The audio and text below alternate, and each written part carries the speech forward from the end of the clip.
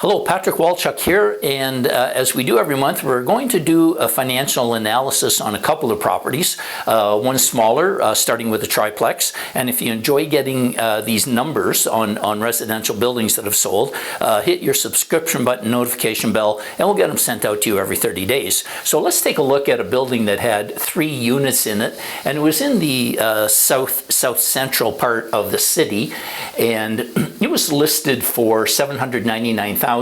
It sold for $750,000. The SRI, or scheduled rental income, on it was, call it $52,000. When you deduct for vacancy and bad debt, your effective rental income was, call it $50,500. The stated operating expenses in the MLS listing were $11,000. So the total operating expenses, when you take in management and maintenance of the property, was $16,000. So we can then calculate our net operating income at $34,597. So let's look at what all that means. And that gives us a cap rate of 4.61, which is really quite healthy in the Ottawa market, or traditionally has been. The operating expense ratio is a little bit on the low side, which is good. It's only 32%. The multiple of what it's sold for times the gross and times the net is good as well. So it sold for 15 times the gross, 22 times the net.